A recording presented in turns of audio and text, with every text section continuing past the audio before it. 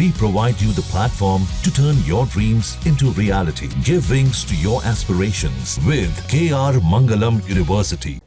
पहले तो मैं नरेंद्र मोदी जी को तहे दिल से शुक्रिया अदा करना चाहती हूँ, क्योंकि एक सहकारी मंत्रालय जो कि आपकी अध्यक्षता में जो शुरू किया है, तो उसकी वजह से जो है तो कोऑपरेटिव को एक अलग ही बूस्ट मिल गया है सर। और आज मेरे लिए एक बहुत गर्व की बात है कि मैं उसी आनंद जिले से हूँ जहाँ पे त्रिभुवन दास पटेल यूनिवर्सिटी का लोकार्पण किया गया सर।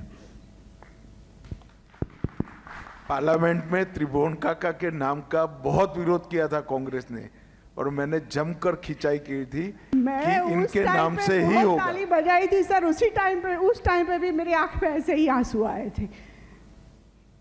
आप अकेली नहीं है, पूरे गुजरात की महिलाएं त्रिभुवन काका को आशीर्वाद देती हैं। बहुत बड़ा काम हुआ है कि इनके नाम से यूनिवर्सिटी बनी है, और इन्होंने जो सच्ची कोऑपरेटिव की नींव डाली थी, इसके कारण आज गुजरात की 36 लाख महिलाएं 80,000 करोड़ का व्यापार कर रही। 80,000 करोड़। ये जो बहनें यहाँ कह रही ना 1 करोड़ का मैं दूध भरती हूँ, मैं 15 लाख का दूध भरती हूँ, 20 लाख का, ये त्रिभुवन काका न होते तो कभी न होता सर।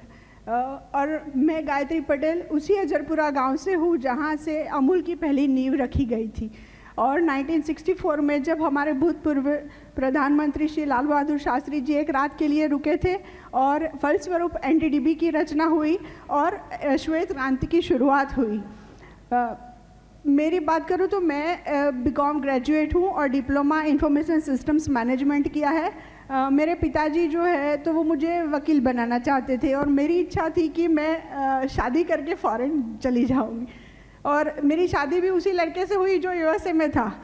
लेकिन कुछ कारणों से मेरा जाना नहीं हो पाया, तो उनको वापस आना पड़ा। और आने के बाद मेरे ससुर जी की एक्सीडेंटली डेथ हो गई, और थोड़ी फिनेंशियली कंडीशन भी हमारी अच्छी नहीं थी। तो उस टाइम पे सोचा कि अभी ऐसा कुछ व्यवसाय सोचना पड़ेगा कि मम्मी को अकेला छोड़ नहीं सकते थे।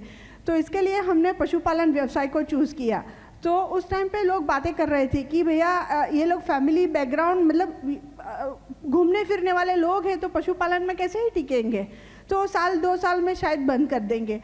तो हम लोगों ने मैंने और मेरे हस्बैंड ने ऐसा काम किया सर कि गांव लोग भी सोचने लगे कि भैया हम लोग तो ये सोच रहे थे कि लोग कुछ नहीं कर पाएंगे।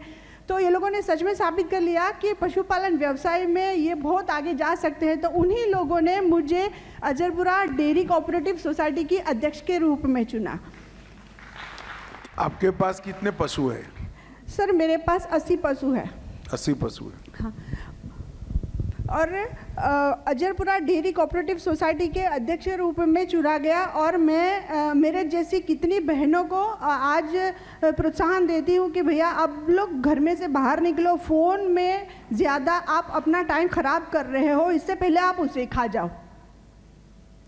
और पशुपालन के साथ साथ में उनको मैं यही सुझाव देती हूँ कि अकेले पशुपालन के ऊपर निर्भर नहीं रहना, इसके साथ आपको अलग एक्टिविटीज़ भी करनी पड़ेगी, आपको इंटीग्रेटेड होना पड़ेगा। तो इसके साथ जैसे मैं गोबर से बहुत सारी प्रोडक्ट्स बनाती हूँ, मशरूम फार्मिंग भी करती हूँ, हनी बी कीपिंग भी करती हूँ, और एसएचजी चलाती हूँ, जिससे बहनों को साथ जोड़ के मैं एक हनी बी कीपिंग का ग्रुप भी चलाती हूँ जो एनडीडीबी और अमूल की सहायता से बना है सर। और यही सब एक्टिविटीज़ के लिए आप श्री के द्वारा ही मुझे Indian dairy association west zone का अवार्ड भी मिला है सर। और मेरी ये उपलब्धि यही है सर कि यही व्यवसाय की वजह से मुझे आपके सामने दोबारा बोलने का मौका मिला है, और जो मैंने इच्छा की थी कि मैं फ़ॉरेन जा कर के आऊँ, यही पशुपालन की वजह से मैंने मान सम्मान सब कमाया। आज मैं अजरपुरा कोऑपरेटिव सोसाइटी में चेयरपर्सन तो हुई, एक बार यूके भी जाके आई, 2 बार यूएसए भी जाके आई, लेकिन मेरा मन कहीं पे भी नहीं लगा। मुझे बस मेरे पशु चाहिए और मेरे फार्मर्स चाहिए। जहाँ भक्ति है हर शब्द में, कथाओं में छुपे हैं दिव्य रहस्य, और ज्योतिष देता है जीवन को दिशा। धर्म से जुड़ी हर बातों को जानने के लिए हमारे चैनल स्तुति को सब्सक्राइब करें। चैनल पर जाने के लिए इस लिंक पर क्लिक करें।